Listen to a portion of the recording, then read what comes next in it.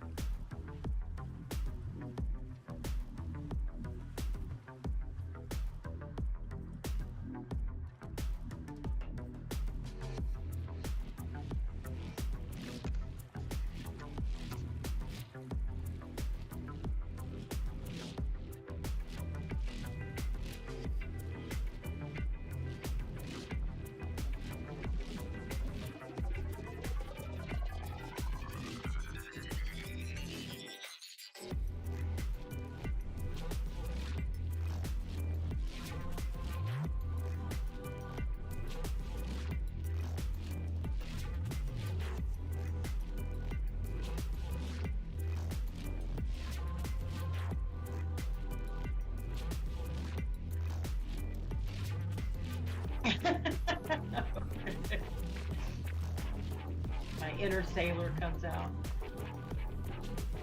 Okay, good. All right, bye.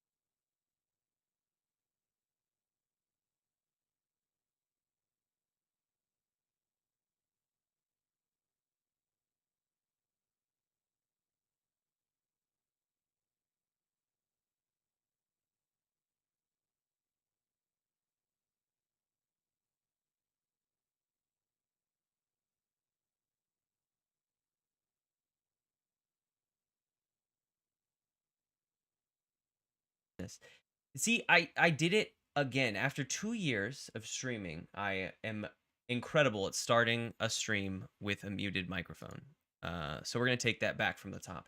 Hello, everybody, and welcome to the 12th episode of the Pure Joy podcast. I'm your host M, and this is a bi-weekly exploration into what brings people joy. Every week, I have on a guest, a different guest, and we do a little interview on into what in this person's life brings them joy. It's not necessarily what brings them the most joy, but it's just something that they've had in their life over a period of time that they have spent some time doing or spent some time in, and they find that it brings them a sense of joy, a sense of peace. And today is no different. Today, my guest is incredibly special to me. It is my mom. We've been looking forward to this episode for quite some time, so we're going to switch on over to that scene. And is my camera? Hello, camera. Hello, Oh, wait, hello. there it went. Whoop, whoop. There it is. Hello, Hello. hello, mom. Hello, welcome to the podcast. Glad to be here. Very excited to be a guest. Yeah, it's been I've been very excited to have you on. I've had this in the thoughts for quite a while, and I thought that it was like perfect timing with this episode coming up because on Wednesday is like your birthday, and I thought that it was a very exciting way to sort of, you know, just like talk about you. Just talk about what brings you joy for a Oh, little bit before, we celebrate you also on your birthday. So why don't we start off by you introducing yourself a little bit to us here, and who will be let us know who we'll be talking to today. okay, well, can you hear me okay? Can Yeah, you hear yeah, me we can clearly? we can hear you Awesome, great. awesome. Well, I am Mitchell's mother. My name is Sandy. And I said, I'm Mitchell's mom, and just happy to be here. Happy to be here. Happy to have this experience with you. Looking Yeah, forward to it. absolutely, absolutely. Where do you talk to us a little bit about where you come from, where you find yourself, where you know, Yeah. we can do like a little condensed version, but Because I got a bit all over, but well, I originally hail from the Sunshine State of Florida, um, but I consider most of my home life, I guess, and growing up, and most of my years were spent in the southeast part of Texas, where you were born. mhm. Um, but I've had a very blessed life, I think, to some degree, in that it has enabled me to move around and explore and get to experience some adventures I might not have had an opportunity of doing had my life taken a different course. Yeah. So just to trying to get what I can out of it, enjoy the most I can, and just learn to be happy. Is it all possible? Yeah, yeah, yeah. I think that that is a you know that's a sort of a huge focus of this whole podcast is to like find different ways to find that joy. And maybe it's a little selfish in that I think I get to get the most joy out of it being the one that I don't know. I get to come on and interview everyone about their joys and get that firsthand experience of like what people will be listening to when this kind of comes out. And but I you know, I do hope to ultimately spread that joy to others as they listen. So that's fantastic. Awesome. Well, we like Great. to start each of these episodes off with a little question, and that's just something that has brought you joy today. Something that has brought me joy today. Um,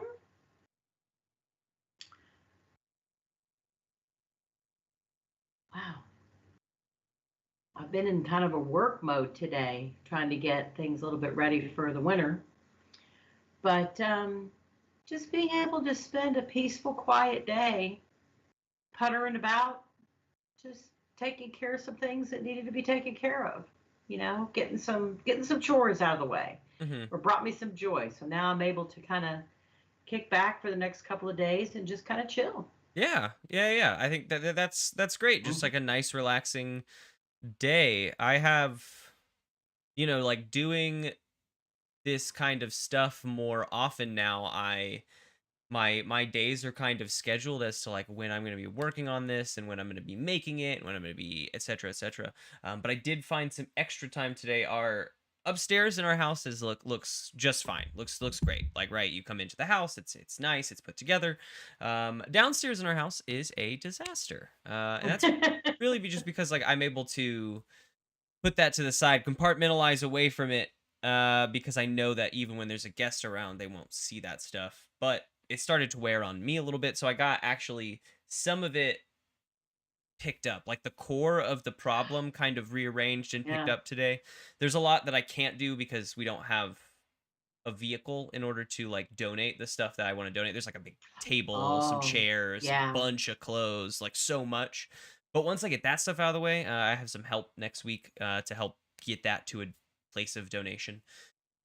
This whole basement will be cleared up, and I've found a lot of joy in that today. Yeah. Clearing space and Yeah, just opening up that space, it's just been cleaning up sort that of a space. junk storage space for almost 3 years now, and to be able to actually use it will be great. Just Yeah. another space in the house to have for relaxation. Yeah. Yeah. It's easier when you can close the door, like you were saying to it, or you don't have to. It's well, you live down there. That's your main area, but for your own living space yourself, right? It's your Right. main area, right? So even Right. though you and Kenna, that's your space, but still it can get cluttered. It can get that's where everything kind of lands. It's where stuff kind of builds up, and then yeah, you can walk away from it and come upstairs and don't have to see it. I find the same when I've got the spare bedrooms. I do a lot of overflow into there.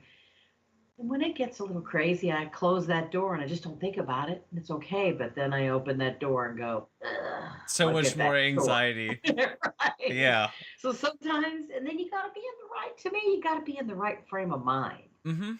to tackle something specific like that because you're organizing, you're looking, you're making assessments on everything that you're touching and moving. So that can create some anxiety. So sometimes it helps. I just got to be in the right frame of mind. And that right frame of mind might come at 11 o'clock at night or it could Yep. come at 6 o'clock in the morning. Mhm. So it's just whatever it hits me right, that's when I do it. It's And time. it's time. Mhm. Yep. Tackle it. It's time. Yep. Well, that's perfect. That's perfect. Those are our small joys for the episode. Onto our topic at hand. What in life brings you pure joy? Well, as you know, I've been questioning you a lot about this podcast, and I've been questioning you a lot about the topic matter, subject matter, whatever, trying to come up with something and figure out. And listening to some of your other ones, really enjoyed them. Mm. Thank you very much. And I have to say that the thing that's going to take me back each time, the thing that gives me the most joy, is putting my hands in the soil. Got to get my hands in the soil. I don't care if it's dumping plants out of pots, putting those pots away for the winter, or laying out a new garden bed, or creating a new garden space in the area. If I could just get my hands in the soil, Mhm. everything else goes away. Everything, all the anxiety, all the angst, all the anger, all the upset, all the concern, all the worry, everything goes away because I'm focused in that moment in the soil. Yeah. And there's just nothing like I can't put gloves on my hands. Mm-mm. I've tried that numerous times. People say, "Oh, you tear up your hands if you don't." Mhm. I gotta feel that soil. I gotta feel it running through my hands. I gotta feel it in my feet. Tearing out my hands is part of it too. Then you look at your hands Yeah, afterwards and you can see uh, like not only do I have a beautiful garden, but my hands show the effort of my work. yeah. My nails are gonna be brown and my fingers are gonna be yellow, but I don't care because I've got this amazing space that I've just now created, and I love that. And then just like I said, just getting my hands in that soil, um, just really does something to me. Yeah. Being able to connect with the earth, I think, has always been. I'm a water sign, but I'm very much of an earth type person, and I've got to touch my feet on the grass. I've got to have my hands in that dirt. I've got to be clipping plants. I've got to be cutting and trimming and pruning and touching everything. It just makes me feel just alive. It really does. Yeah, when do you think when in your life did this kind of fascination, this obsession with plants and gardening kind of take off? Started very young. I can remember being, oh gosh, before we moved from Florida to Texas, I was 7. And I remember helping my mom. We had a tomato patch in the backyard. Hmm. She grew a lot of her own vegetables. Mhm. Um, there were 5 of us at the time, so we had a lot, but we spent a lot of time getting that soil ready, getting the plants picked out, getting things planted, whether by seed or what, setting up the garden space, and then trying to figure out how to keep the animals out of it if we lived around, even though we lived in a neighborhood, but we still had not a lot of fencing up between the yards. And so we could get some deer coming through. We could get lots of rabbits and lots of small type animals, squirrels and possums and things, and raccoons would rummage through all kinds of stuff. And but it was I just remember being very young, 7, 8, and playing in the dirt. And we'd sit out in the side, make mud pies while she was creating the rows or creating the patches where the herbs would go or where the vegetables would go. Or we always had fruit trees, and I just always remember either digging things up and moving them or helping to dig them up. We loved digging anything and anytime we could spend digging in Mhm. the ground. That was our thing to do. Um, yeah, I can remember being, I said, about 7, Yeah. that tomato patch in that backyard. I remember that. What so you in your introduction you talked about a lot about how you've traveled all over. And I think not only have you, or I say sort of part of that traveling all over has had you living all over. You've lived have you lived on the West Coast yet? Never lived on the No. West So Coast. but you've lived on Never. the East Coast in multiple spots, like all up and down the East Coast, top to bottom, in the several areas of the Midwest. Basically, I think where this is going is has how has been that process of like developing your knowledge of gardening kind of evolved? Because you've moved so many places, it's got Oh to yeah, be I've lived different, in different climates. totally Yep. different approaches to that. Going from tropical to Midwest, where you can be blessed with having 4 full seasons, to going up to Vermont, where you have like the opposite of the southeast part of Texas. You've got typically 9 months of cold and about 3 months of some decent weather. You could plant and grow stuff. To Virginia, where you had 4 full seasons and could grow a lot of different things. Back where I am now in the Midwest, and I've got plants that I've drug along with me, things that I've picked up in places and brought home. Um, there's a lot of reason I like road trips. I love to throw a shovel and a garbage bag, like a big hefty bag, in the back of the car. We've done that many times, driving down the road and see something on the side of the road I just got to have because I don't know what it is, but it looks really cool and I want it. So pull over, dig it up, and take it home. I did that once in Texas and found out that you can't do that in Texas in certain places because it's against the law to dig up that plant and take it out of its native area.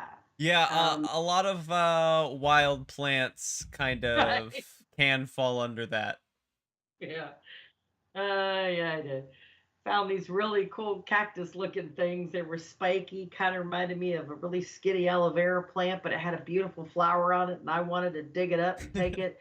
And that was West Texas. And we got pulled over because I was speeding. And the officer saw the bag in the back of the car, wanted to know what was in it. And I was proud and I opened it up and I said, "Oh, yeah, I just dug this Look up." at And this he's like, awesome plant. "Where'd you dig it up from?" I said, "Oh, off the side of the road." And he said, "But where?" And it was like in San Marcos, I think. And he said, "There are many plants here that are indigenous to this area only. So we're going to have you put that back. Yeah, you can't take that with you. You can't." So I was You have to go back up the road and find the hole it came from. like, dang. So no, he just made me dig a hole there on the side of the road and put the thing back because they were everywhere. Yeah, They were. totally fine. You have a I'm shovel. thinking, well, you're not going to miss this one, right? Well, no, they will. They So will. it was against the law to take that out of there. That was the only one I remember that I couldn't, um, I couldn't complete that journey with that plant with. But I've always, people have given me weird things. I've trekked all kinds of things around with me. I've got 2 citrus right now that, I've got people telling me they'll never grow where you are. You've seen them, so they're growing still, and they come from the southeast part of Texas. But I've got things from the East Coast to the Midwest, mainly because of the climates that we're in. But many things. It's neat learning about the different growing climates. Mhm. Um, and being able to indulge in certain things. Like you can't grow much with bulbs down in the South because it's too hot. Mm. So being able to experiment with all the bulbs and all the different types of like Holland type bulbs, the tulips, the daffodils, all those beautiful things. You can up in the Midwest, up where we are now, and you can up in Vermont. Beautiful up there. All different kinds of beautiful bulbs up there. Um, yeah, it's just been really neat learning about the different growing climates and the different things that I've seen from the different places. Yeah. It's been really neat. Yeah. What has been hmm, see. What has been some of the challenges you've faced just like learning this as a feels like there should be another word other than like hobby because it's almost like a lifestyle in how many plants you have, right? Actually, other people would call it a sickness, but no, it's a lifestyle, and it's something that I have enjoyed. Yeah, yeah. So But what has been sort of a challenge with all these plants? the challenge can be moving the plants from place to place. Um, when I've moved, it's because of work, and so I've had moving companies that will come in and they'll pick up and they'll move anything that isn't live or alive. So, and what they mean is plants and animals. They'll move anything but plants and animals. Mm, So I've been responsible for moving those plants myself. And hardest things I think have been the time of year I've moved, um, being very careful to get things when I moved from the South up to the Midwest. I moved in February. Well, that was pretty much freezing temps coming up into the Midwest when we were coming here. hmm But, and I knew that. And so having to get everything prepped because I had to pull the trailer myself mm, and I had to get all them plants nestled in there and everybody snugged up in there nice and warm because we were going from Texas, Arkansas, coming up through Missouri, going north. And yeah. so temperatures were cold, trying to get them from point A to point B safely and alive. I've lost very few along the way, very, very few. Uh, and when I lose one, it's hard because I put so much effort and energy into that plant. I Yeah. had a Norfolk pine that I dragged with me. I had that thing 15 years and I dragged it with me everywhere. But for some reason, when I brought it from Texas up to the Midwest to Missouri. And then from Missouri, I took it all the way to Vermont and down to Virginia. And when I came back to Illinois, it didn't make it that first year. Mm, It died. And it kind of broke my heart because that hmm thing I went through hell with that plant, but somebody, somebody bought it for me. It was a gift. I couldn't at the time, back in the day, no, that thing had to be 20 years old because back in the day, I couldn't afford a Christmas tree at that time. And so some friends bought me this Norfolk pine in a bucket and dressed it up with ornaments, little ornaments on it, and brought it to the house. And I was going to plant it in the yard there in Texas when we moved. hmm Um, I just took that tree with me. That tree was a had a lot of memories behind that tree. A lot of what we went through with the times around that tree, the time that I had the tree. So coming here, it lasted for about 6 months. mm. And then it just didn't make it. It just didn't make it the following winter because we moved here. I moved here in February, hmm April. And then that following winter, it didn't. Either I forgot it, and I hope it wasn't me that forgot it because it would just break my heart if I'm the one that forgot it and killed it. I committed planticide. Um, and I would get really upset or really hurt if the plant would die because, like I said, it took so much of me, took so much out of me, and I put so much into it. And that I thing was huge. Yeah, I mean, I don't think we've definitely not lost anything of that size or quality. But we finally got an avocado going. I We saw that. It's dead. But that was after like a year and a half. That thing takes like 6 months just to know if you sprouted it correctly. And if you You didn't, ain't you kidding. won't know for like 6 months or something like that, some like absurd amount of time. Maybe it's like 3 to 6 months, somewhere in there it'll start sprouting. And it's just like if you did it wrong, or if the seed won't, if it's a bad seed or whatever, you won't know. for so Yeah, you long. don't know. And we've got one going, and it was a tree and it had leaves, but I saw that. we didn't really have another spot for it other than next to the oven, and that's like not a great spot for a plant, like right next to the oven, because that's where the majority of like the spatter was going in where are like Oh, right next to the oven. So I think that's a yeah. big reason it died. Maybe some overwatering as well, but that was a loss because that was like a year and a half of like, oh my god, we got this thing going, one day we'll have avocados. But we weren't to that point of one day we'll have avocados, not even close. Yeah, I'm wondering. Mine's 3 years old now, 4 years old now. I started it. I All my life I've never gotten an avocado seed to root. Never. I literally ignored this thing sitting on a windowsill in Virginia, and then it sprouted. And I left it alone. I didn't pay any attention to it. Never even moved it out of that window. Just left it there, and it did just fine. I've got it here. It's doing just great. But you're right. I don't think I'll ever get an avocado off of it. It needs warmer climate. It just does. Yeah, I'd like to think that one day, but who knows, you know. I don't know if it keeps up the way it is. We may have warmer climate everywhere, so it That's probably, it's very I true. mean, sad to Very say, true. but I might get that. Might get that with this avocado yet here in Illinois. Who knows? So Yeah. you said you had a challenge with growing avocados. Have you ever had is there anything else that you just like even with your green thumb just can't get to grow? Is there anything that you've tried and you're just like this plant specifically isn't for me? Or was that avocado? Cuz I thought that there was Roses. one Well, roses. huh. Um, well, it's really weird because the only place, okay, so your great grandfather, Mhm.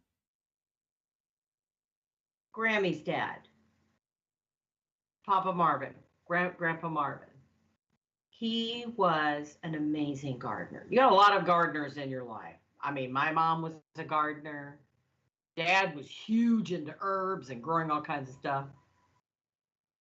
Both, both your Grammy, both your Papa Jim, huge gardeners. Your grandfather, your Papa Jim used to grow some of the most amazing Hawaiian lei plants. Hmm. Crazy in his greenhouse that was completely overrun with Hawaiian Yeah, leis. I do remember that. That the whole side of it looked like it was all deteriorating. It just looked like it was nothing but a big jungle of mess. Mhm. No, those were all plumeria in there. He had some really wicked plants. And then your Grammy, huge plant nut. My mom, big time plant nut. So you got a lot of it, but your great grandfather grew some of the best roses in the part of Texas that he lived in, Southeast Houston. Grew some of the most beautiful, the best tomato gardens. He was he was a heck of a gardener himself, um, and gave me a lot of tips, told me lots of things to do, and it worked really well. But then we had an armadillo that dug up 19 of the rose bushes that I planted Hmm. and destroyed them all. And I've never been able to grow a rose bush, like a really healthy rose bush. I've seen them. I've envied people that can. My mom could. Um, I just, for some reason, the rose has always been one that I just can't. I don't know why. I've got two in the yard. I'm trying like crazy to keep them alive. Um, Thought I killed the third one, but it popped up out of the ground again. But it's going to snow soon, so it'll kill it back again. It'll die again. So it'll probably, I don't know if I'm kind of, maybe I'll get something to put over it and see if I can keep it alive. I But, mean, up here, we've had rose bushes out in front of our apartment since we moved in. We haven't oh, touched them. So like yeah, we don't trim them, we that don't water climbing rose you them, got, yeah, we don't do anything, and I've in seen it. every spring it comes back on its own. like full bloom. So I don't know if that is the same kind of roses, or if I your know roses yours would is be that's able a to. climbing. It's Okay. still a rose. A rose is a rose is a rose. Now, your great grandfather, Hmm. Marvin, at the family property in Tenaha, Texas, is a tea rose bush that is over, Grammy might say it's different, but I think it's around 200 years old now. Mm. And everyone has taken a clipping that we knew of from that rose bush and has gotten it to bloom wherever, Hmm. gotten it to take, gotten it to grow and to bloom. Yours looks like a climbing or what's called a tea rose as well because it's a tiny little rose. It's a Mm. little tiny rose, Yeah. um, like little teacup roses. Right. There's many different types of roses, but I thought that cooler weather did better for roses for some reason. Um, the rose bushes I had at that property up in Vermont seemed to do well, but they were already planted and established when I moved there. Okay. Okay. So I didn't. I just let them go and they did fine. I think once they get to a point, you could kind of let them go Yeah. and they do fine, but it's getting them there. I just never had really good luck at something like that. I do well with bulbs and other kinds of flowering things, but the rose has always been one that it's just never been a big interest. When I lost, especially all those that I lost that I planted at the house there in Texas, Mm. um, your dad's old house, that we planted them there. And when I lost all those, yeah, I kind of lost my desire to try to figure that mess out again. And the Yeah. other ones that I've had were already established at houses that I had moved into. So kind of got the fruit of somebody else's labor, Hmm. Hmm. somebody else's blood, sweat, and tears with that stuff. I feel like this also goes like a little bit deeper as well than just like planting flowers and planting plants. You do like landscaping pretty much wherever I see, wherever you live. Oh, yeah. How hmm, I don't really know where that question was going. I don't even know if that was a question. Um I do like my landscaping. yeah, yeah. Why don't you talk to us a little bit about just like why this subject brings you so much joy? Why getting your hands dirty? Why planting and landscaping? What about this brings that joy out in you? I think it's maybe it might have something to do with I have a bit of control over that. So where the rest of life just gets out of control, and sometimes you feel like you just can't grasp a hold of something, sometimes, doing something where you're familiar and something that you know that if you do this, it's going to do this. You know what the fruits of that labor are going to be if you do the right things, if Hmm. you do what you're supposed to do, you pay attention and you take care and go slow. It is something that slows me down and enables me to just be in the moment. Where I've always been very hyper, um, suffered a lot from ADHD myself, Yeah. and ADD. And so finding something that can slow down the moment, that I know that if I take this soil and move it to here, now I've got a hole I can stick something in. And if I plant it in that hole properly and I do what I'm supposed to do, then something will grow there generally. Um, it's just a matter of I've got control over an environment to some degree where most of the time I don't. And Yeah. so being able to just stop in that moment, it gives me quiet moments that I need and gives me moments of chill. And not to mention when I get done, I can see, I can see the effort that I put in. I can see what I've done. And that gives me, there's just it doesn't even matter if there's nothing planted there. Once you clear a space Mm-hmm. and get it ready, I mean, you know that, right? With that garden you did in your backyard, Oh yeah. just clearing it and getting it ready. And then you sit back and you go, wow. And then your brain starts going crazy with what am I going to do? Now I'm going to go, I'm going to plant this. I'm going to do this. I'm going to go here. I'm going to have this. And then you just start creating. You just create this space that is going to yield nothing but positive. It's going to It's yield true. nothing but positive.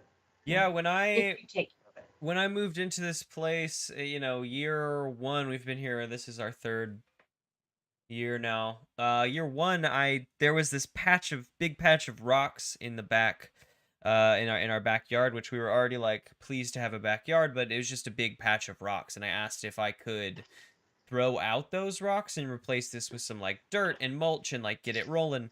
And I was Ah, given the approval, and that was amazing. Like, yes, just like, pick up. I was like, hey, whatever I plant, I'll make sure that when I go to leave, if it's like vegetables and things like that and they're not wanted, I'll make sure to take care of them. It won't be like, I'm not just going to leave you a bunch of death and detritus back here. And they said yes, and I said awesome. So I mean, the first year I simply just removed the rock and replaced it with mulch, and it was a little late in the season, so I didn't want to do any planting. But that alone took me a long time.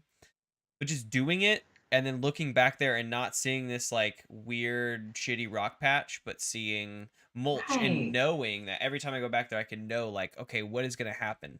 And I was allowed then a year to think about what goes where in this. Yeah. And while that Oh, second year, that run of planting didn't take up nearly as much as I did, I learned so much. And that means that the next time I were to do that, which this year we did it differently. We did like aesthetics this year, so like flowers, perennials, things like that. But you know, I learned more about that too. So now I do it again on either side, either vegetables, fruits, and things like that. I've learned a little bit, and I know how yeah. to better organize and how to clean up this area better. And it even goes into like when you're growing it too. Like once you have it going, it begins to like over time begins to like look kind of bushy, and then you trim and you weed, and it's just like so clean, and you have the dark soil on this blue or this like Yeah. bright green plant. And it's like Yeah. just very aesthetically pleasing. Yeah. Does something for your soul, I think it really does. Mm-hmm. It just does. When you can mess with something and then see how it's all coming together. And there's nothing like that because that's all growth, it's all life. It's all coming together and it means something. So you can eat it, you can enjoy it, you can marvel in it, pick it and put it on the counter in a little jar. I mean, you can just keep bring it inside, keep it outside. It's there's so much to it to me, and it's so simple, and it is something that to me is just that's where I find I think my most joy is there. Anything to do with plants. Sorry, I've got the new cat behind me now who's found a little play mouse and he's loving it. But he's about to You run into the room here. we had I think probably like 5 episodes ago ish. We had Casey on, and he was talking a lot about growing his own food, and Mhm. his was pretty centered around that. And at some point, I had asked him about his houseplants, and he was like, "Oh, these are Amy's. I think if you're gonna grow houseplants, they should be like you know food or production things." And I was like, "Oh, I get this. I mean, I do understand this thought, right? Like if I were to replace all of the plants in my house with growable things, then holy cow, I would have tons of food."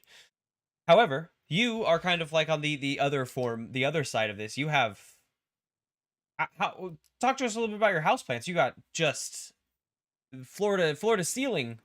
So I haven't counted how many I got now, but last year at the height of the season, the height of winter, when everything was brought in and everything was good, there were 57 houseplants. 57 of them babies in the house. So every room except for the basement, every besides the basement and the bathroom off the kitchen. Every room in this house has got a plant in it. Plants Yeah. in it. Plants. Um, Plants. but it takes me a while to move things about, to find the right light, Hmm. to find the right condition for something. Yeah. And what gets me is that by the time when I finally get everybody situated,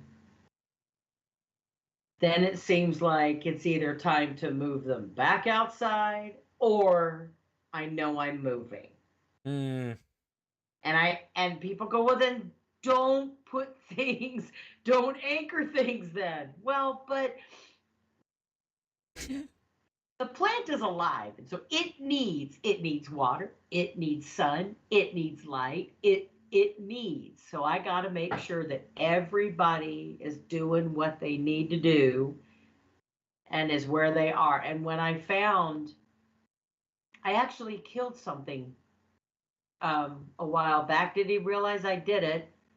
I had a little tiny jar sitting on the windowsill of something behind a big bushy plant, Mm. and I didn't pay attention to it, didn't water it all winter Oh. long. So when I moved everything out for the spring, and I found this pot of dried up soil, and the plant had died so much that there was barely any remnants of a plant there, I've but I had a knew it few was of there. those where you just get the I, little I nub of knew. wood coming out of the. Maybe, yeah. There's like a little thing, Yeah. little nubbin sticking out, but I knew what it was, and it was one that I had put off because it needed special care, and I was going to stick it behind something. It had the best sunlight in that window, and yeah, it killed it. Mm. And that was my. It was actually a plant that somebody said, "Oh, you can't kill it," and I said, "Don't say that because the minute you say that, I'm going to kill it." So don't say, "Oh no, you can't kill these things." It's called the mother of thousands, and I've got a couple of them sitting around the house. And this one looked like it was kind of sick. Mm. And I remember the lady at the farmer's market said, "Oh, you can't kill it." She even gave it to me for free when I bought your Mother of Thousand. Yeah. Yeah. And she said, "I'll just give it to you free." She said, "You can't kill it. Just That. water him occasionally and blah, blah." Stuck him in the window, and I forgot about it. Well, you can kill it if you forget about it. And I forgot about it because it'd been 4 months he hadn't had any water. Right. There wasn't even any moisture in that room. So, but now I've got everybody set up, and I think I've got a good setup going on, and being able to get the right plants in the right areas. I can't lift what I used to before, so the grapefruit tree is only going to be maybe another year or two. I could bring him in the house, but other than that, he's going to have to stay outside because he'll just be too big. And I think at that time I'll lose him Mm. because he's just not this climate, right? Right. Unless I can find a house with a tall atrium that I can grow him inside, and I'll keep him inside. But yeah, I've got things pretty much set up. Got a nice setup this year with everything. Tried to give away plants because I knew I had a lot, didn't have enough room to bring everybody in. So I've been trying to give things away. My neighbors, my wonderful neighbors next door to me, just bought a house, and so they're moving. And she likes plants, so I told her I've got a lot I'm going to give her as a Hmm. housewarming gift. So I've got all kinds of things I'm getting set up for her, and that brings me joy. And I'm able to I give a plant that I knew I started, I knew I grew, that I gave to somebody. Hmm. And so she's got quite a few of my wares next door, and be giving away more of those. But yeah, there's just a lot in this house that I've got to keep up with, but I've got it to. And one thing I remember, do you remember when you and Kenna and I went to the that little funky little store? I can't remember what it's called, but they had it was like, I remember the months were cooler. It's an indoor plant shop, Oh and they had yeah. a bunch of funky succulents and really weird things in there. And can't remember what they called it, but this guy, Um, I can't something like call them. splitting rock or I think something that's, rocks. I think it's something rock, splitting rock or something. But Yeah. there's only the two bottom pieces, this piece and this piece. And Kenneth said, ignore it, don't pay attention to it, leave it alone, put it in a sunny window. Since I've done that, I've gotten two more layers Mm-hmm. that have come up. Mm-hmm. Mm-hmm. And I only had it. And I never water him. And that's something that's so hard for me because I'm watering Yeah. once a week in here. I got to keep things moist because the house dries, especially with the radiators, it dries the house out. I'm looking for some humidifiers that I can put in a room Mm-hmm. and, run them occasionally when I need to because the house does get quite dried out. Um, yeah, Yeah. I've got things down. I lost a few plants this year, but some that I've got are started thinking about it the other day. I'm still at a point where I know where every plant came from. I know I still remember where everything, and probably the oldest thing I've got is maybe now around 10 to 15 years old. It may be one of my chevaliers down in the downstairs, a chevalier plant. Mm-hmm. It's just that I've moved from climate to climate, very, very drastically different climates that some of them just didn't survive. Right. But some do. So I just keep going with it best I can. Yeah. What What do you think has been your favorite thing to learn in your journey with growing plants of so many kinds? When somebody told me you'll never be able to grow that there, and I have. That is whenever people say like and I know and they're right because the plant that's just they're not indigenous to that area. That's just not where they're like the citrus. Um, the two citrus that I have are from your grandmother. Your Grammy, she grew these from seed herself. And so one of them I started from a seed, my Meyer lemon tree. Hmm. He's now 4 years old, 3 years old. The grapefruit that I have, the golden grapefruit that I've got. Oh, these grapefruits are just amazing. And they only grow. There's a guy down in Southwest Texas that grafted these things and started them himself. And so she grew, as you knew, out on her property. Yeah. She had like 4 or 5 of these trees, and then she started grafting them and starting pops. And then in 2017, when we were there for Christmas, pardon me just a second. Yeah. I got post nasal drip like crazy. Hmm. I think. It's either that or I'm allergic to this bouquet of flowers I brought back from the farmer's market. It's got things in there I've never seen It's before. like tons of extra pollen. Well, I, you have so much pollen around your well, house. yeah, nothing's in bloom really right now, but yeah, I've got a lot going on here. um, but this grapefruit I started from probably a plant that was maybe 10 inches tall. And he is now that guy. Oh, like almost to the ceiling, Yeah. He six is feet now, tall.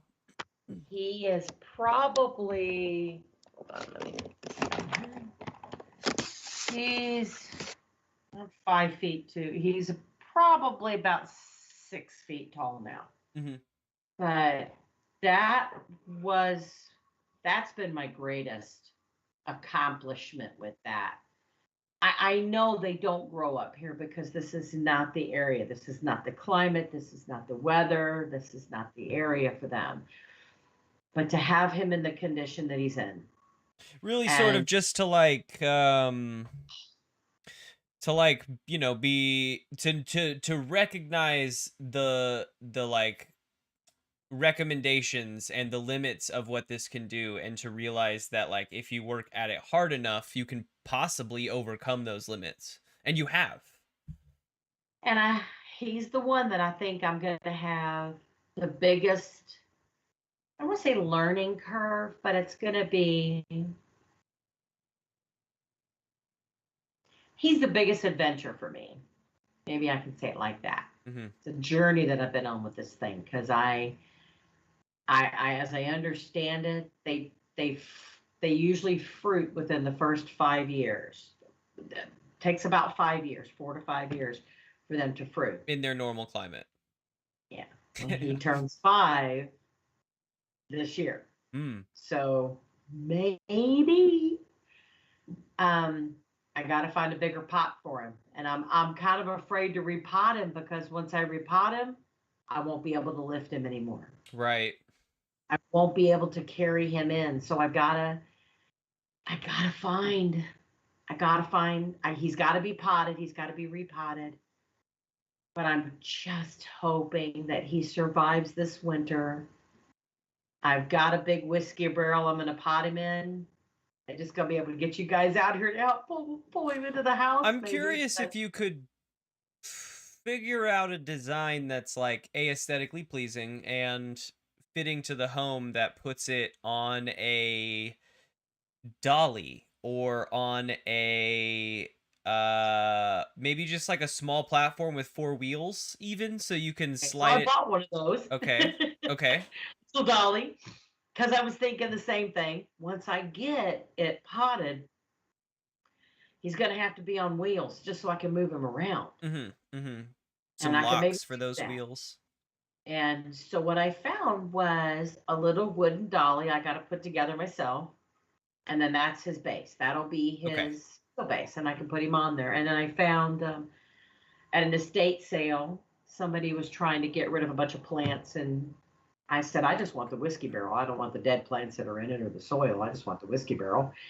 And the lady said, sold. And she dumped the whole thing out. And I was like, damn. And I got it for like $10. These things were like $60, 60 or $70. Yeah, yeah. Right. And so I got it. So that's going to be his spot. And then I went to the home, like a home improvement store, and I told him what I was trying to do. And I said, I need to put him on something that I can move him once I get him planted. I won't be able to pick up the pot myself, but at least if I can like wheel him into the garage during the winter, I Mhm. can maybe set up a greenhouse in the garage. Um, Maybe I could do that. And that's when they said, let's look at a dolly. Now you could assemble it yourself, take a couple of screws. I can do that. And then that way I'll have him on a wheeled base that I can move him around with. Yeah. So yeah, Yeah. do that.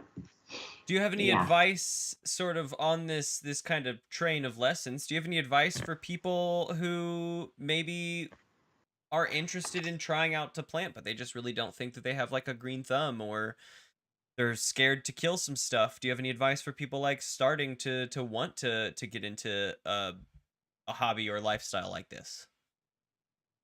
Practice makes perfect. Just try.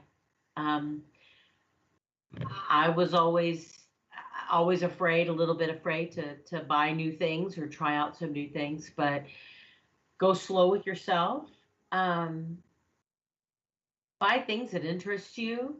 Um, check out check out the information behind the plant itself. If you've got good lighting or an ability to give it good lighting, because you know you got water, so you're good there. It's mainly the climate that you're bringing it into.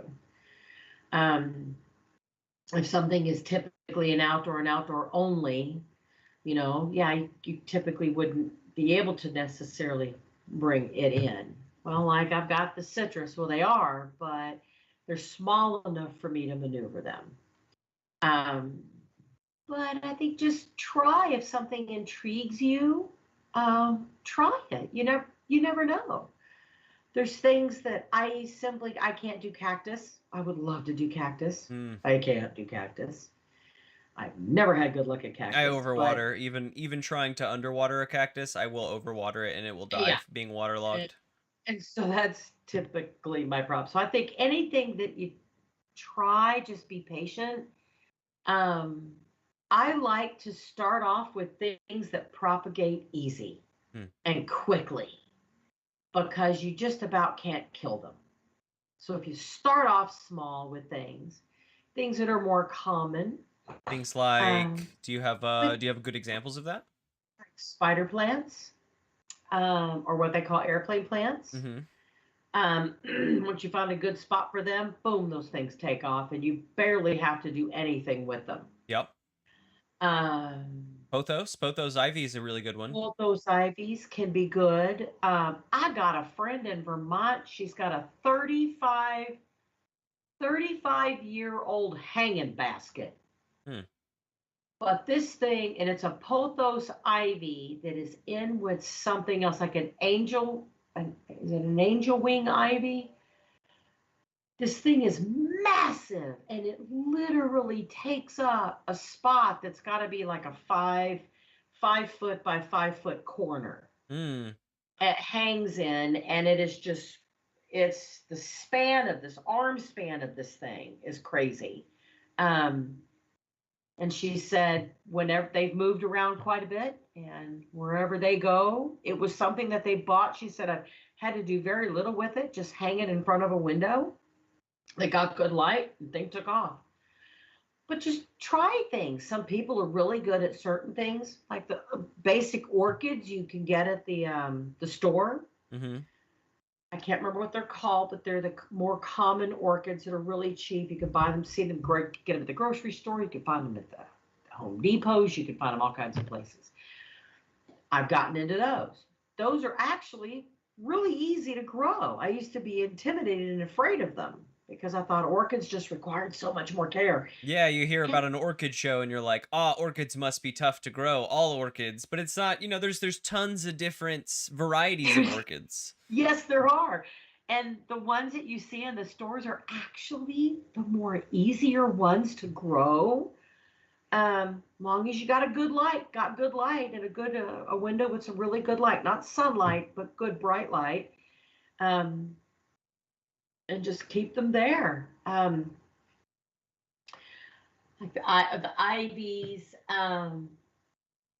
most of the succulents, aloe vera. Holy crap, aloe vera will go crazy. It's true. Just about can't kill. I know, because I've got a room full of it in here. I'd love to give some of it away. It is busting out of the pot. The pots are all broken. It's grown so much that I've got to repot, and I've got three. I could turn this into a nursery and sell these things if I wanted, but they grow like crazy. Anything that can be typically relatively easy. The peace lilies, those are ones that are very pretty. They have the wicked flower that grows up like in a cone shape, and then it's got the little stamen that comes Yeah, up in it. yeah. But then it's got the beautiful green leaves on those things. If you can find, I had one that I had for God, probably 20 years. And then I stuck it in an area. I think I left it out. It was one I killed over at the townhome. I left it out in the sunroom, and I forgot it. And it froze that night, and it didn't make it. It did not come back.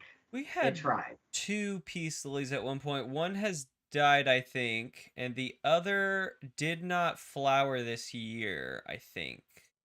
It Sometimes they don't. Yeah. And I think that's another good point to think about, is that this as a hobby just requires good amounts of patience. It's not by Right. any means a fast hobby. Even when we're talking about like No. something like a pothos ivy Patient. that grows quickly, Yeah. when we say grows quickly, it's not like, you're not going to be able to measure that growth every day in a meaningful way, but Right. having some patience and being willing to like come back and look at it again later and see if there's something that whatever you've tried has done, if it's working. Maybe it's, maybe the plant is now more bountiful. Maybe it is, maybe you noticed some brown leaves and you're trying to fix that. Maybe you noticed some, be willing to learn and be patient with your Yeah. plant as it grows. Because anything you do Plants on will a teach you plant patience. Yeah. takes forever for you to realize what it has done truly to the plant. True. And it is, it does, it teaches you a lot about patience. It can, because you cannot go fast with something like that. You can't. You have to take it easy and go slow and just wind yourself down with it. So I Yeah. used to like to get up 2 hours before everybody else just so I could go around and pick dead things off of the plants, pick the brown spots off the leaves or trim things up. Just to spend that time. It's quiet. It's mindless work, but when you get done, what you've got is beautifully trimmed. Everything looks healthy. It shows. It shows your efforts. It just does. Hmm. And your patience with most of it. So, Yeah.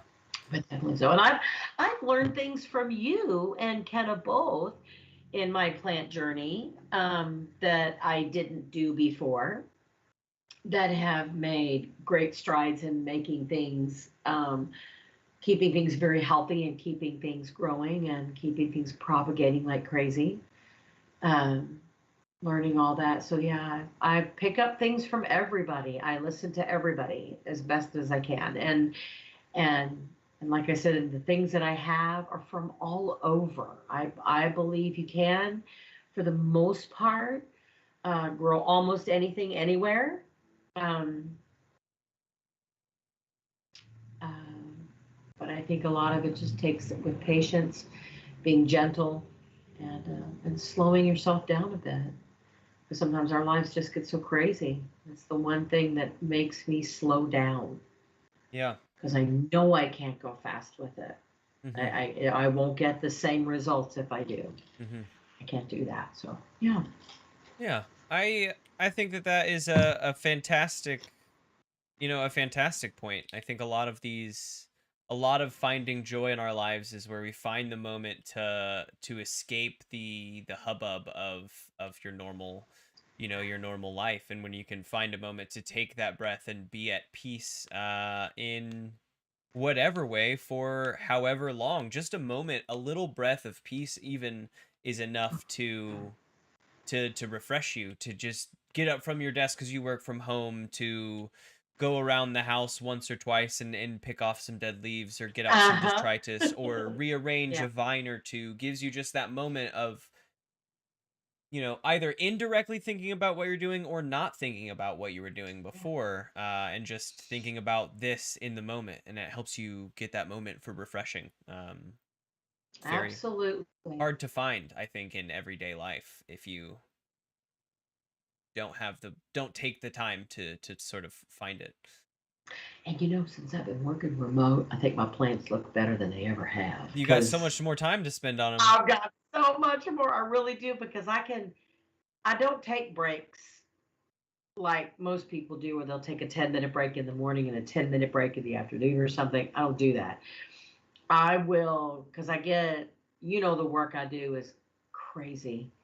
And so there's times I've got to pull away from it. I've got to step back from it. And I can't think. I'm too involved in it. I can't think and I can't come up with my solution. Hmm. So I go water something, or I'll go into the room that I haven't been in maybe in a couple of days, and I'll go in there and, like you said, pick dead things off, pick dead leaves and dead branches off of stuff and get them out of the way and clean soil up and whatever. Maybe spray for mites. Thank God I don't have any mites yet. I'm hoping that.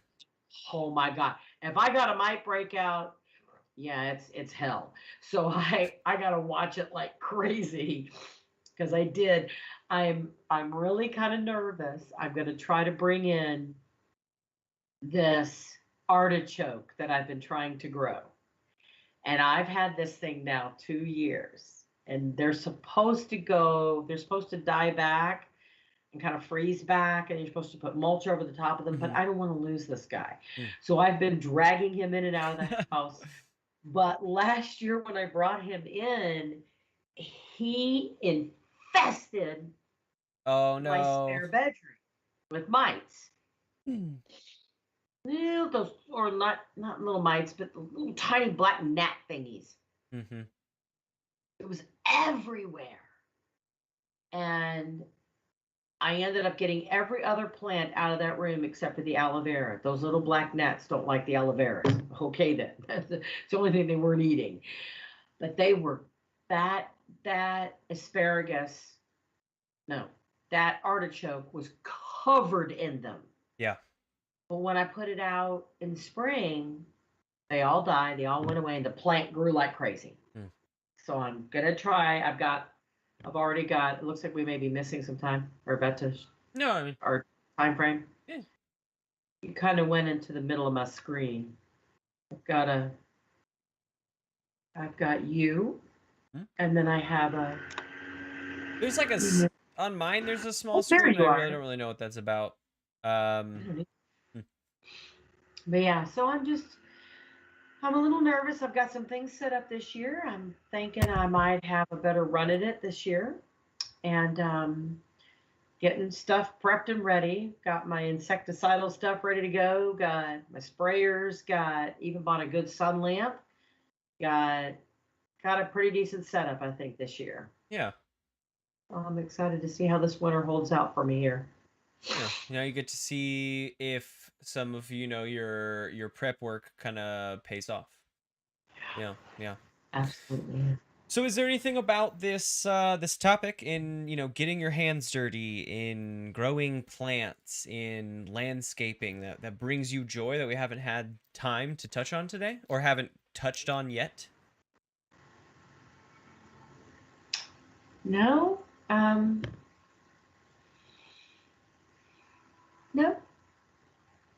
I just no. I think we touched everything, pretty much. I think we did. Just love having a time to find this peace throughout your day. If there is a traditional smoke break, whereas you don't do that, you take a plant break. You get up and you enjoy you enjoy your plants. I think that it sounds to me, to maybe break it down a little bit, that this joy goes kind of spreads out in many ways, right? It's not necessarily just plants, but it's one, you find peace in it. So peace is a big thing. Caregiving, you have a moment to like give, take care of all of these things.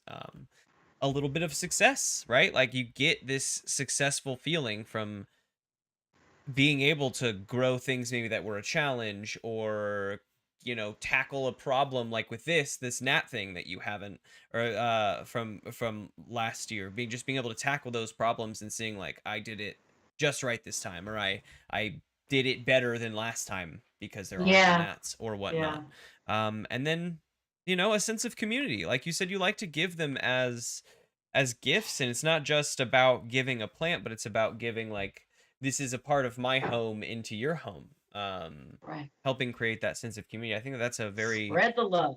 full, Hmm. like, all-encompassing joy, and yeah, a great approach to it. I think this is the first time where we've had a joy on that is, we touched on a little early on in the episode, somewhat similar to another joy, but this has been the one that I was a situation like this is something that I was kind of looking forward to like test that. Like, how is the approach to this somewhat similar subject different based on a different person? And it's great because, like, it was so different, right? Like the things that you focus on in this are different than the thing that guest focused on, that Casey focused on, when it comes to like growing plants and to this whole sort of lifestyle of maintaining them and giving care to them. Is just, it's very intriguing, and I think that kind of goes, that should kind of spread out to everyone really listening, is that, Yeah. it even if you listen to something and you say like, well, I don't think that I would find that same joy, that's not to say that you couldn't still find joy here or in a subject. That's right. You just might find it differently, and that is okay as well. We all find our joys differently, and that's a huge reason that I continue to do this, is that we get a moment to spread that and get a different thought on how that can present in our lives. It's Yeah. good that we need to be reminded that we need to be able to find joy. And sometimes if we stop and slow ourselves down enough to, it's there. Yeah. There's something. And it could be anything. It can be. And it's just got to be something. You got to find something. We just need more joy. We need more joy. Yeah. Definitely, definitely. Well, I think that we're gonna be drawing to a close here, but it was absolutely lovely having you on. I've been really Oh, looking forward to this episode, just to see what you decided to bring and what your approach was to it. I really enjoyed talking to you about this. I've really enjoyed this myself too. And this is what's brought me joy too. So thank you very much. Being able to spend this little bit of time with you and in your space, and what brings you inspiration and joy, being able Hmm. to share in that. So thank you. I Yeah, appreciate that. yeah, I absolutely. really do. Yeah, it's a I was looking for joyful, this myself. amazing, amazing. Well, I'm glad that we got to share these joys today. Me too. But Very much. we're gonna close up here, and I will Okay, reach out to you soon. We'll talk soon. okay, honey. All I right, love you. love you too. And we will chat again with you soon. Yeah, we'll talk soon. Alrighty, bye. As for you folks, I want to thank everyone for coming on out to join today on this, the 12th episode of the Pure Joy podcast. We talked a lot about what we like to do here, right, folks? We talked a lot about spreading joy and about finding the intricacies of our joy. What is that to us? Why does getting her hands dirty bring my mom so much joy? Um, I, I think one thing I'm feeling very pleased with is this through line of finding peace, right? Everyone seems to find a peace in their joy.